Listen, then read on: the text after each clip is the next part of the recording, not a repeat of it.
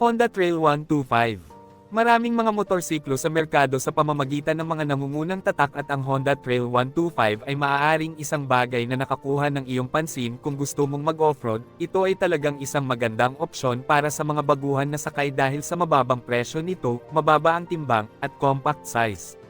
Ang MSRP para sa Trail 125 ay nasa $4,099 kaya hindi ito kumakatawan sa isang malaking hit sa iyong wallet. Gayunpaman, ang Trail 125 ay isang mini motorsiklo. Nangangahulugan ito na mayroon itong maliit na sukat na katulad ng mga bisikleta at ilang mga scooter.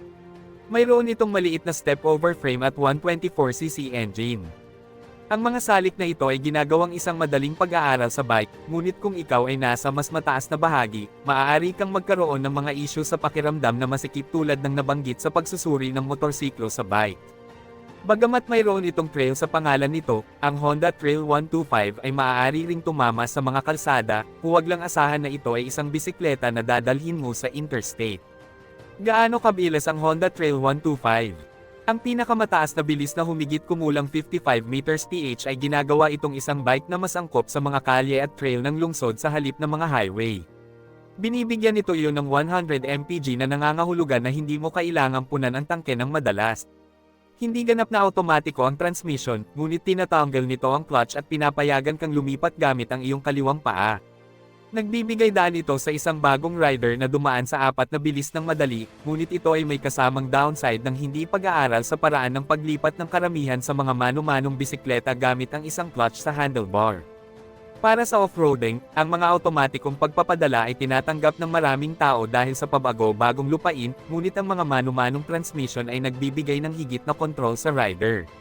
Batay sa pagsusuri ng Cycle World, ang mga rough road at burol ay walang issue para sa Trail 125 at ang pagsakay dito ay napakadali. Hindi ito isang bike na papalit sa isang high-end na adventure bike, ngunit hindi mo rin aasahan ang isang entry-level, beginner-friendly na bike. Sa basang timbang na 259 pounds, madali itong manyobrahin, na laging maganda kapag paikot-ikot ka sa mga dirt trail.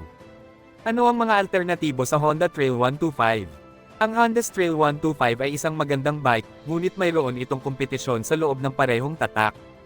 Ang 2024 Honda XR150L ay may mas mababang MSRP sa $3,099 at tinatalakay din nito ang mga sementadong kalsada at trail na ginagawa itong magandang pagpipilian para sa mga baguhan na dual sport na motorsiklo. Ang XR150L ay medyo mas mabilis kaysa sa Trail 125 na may pinakamataas na bilis na 68 mph. Ang isang malaking salik na dapat isaalang-alang ay kung ano ang nakikita mong hinahanap sa isang bisikleta.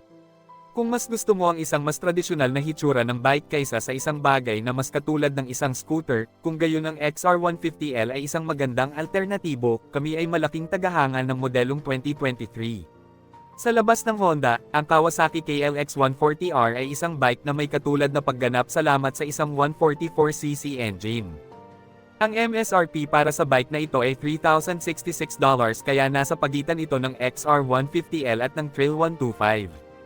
Ito ay may kasamang manual clutch at 5-speed upang lumipat, kaya habang ito ay mabuti para sa mga mas bagong rider, marami pa itong dapat subaybayan. Gayunpaman, binibigyan nito ang rider ng isang mas mahusay na pakiramdam kung paano gumagana ang mga manual na bisikleta at higit na kontrol sa biyahe sa kabuuan. Bilang isang potensyal na downside, nakakakuha ka ng isang klasikong hitsura ng dirt bike sa halip na ang disenyo ng scooter ng Trail 125.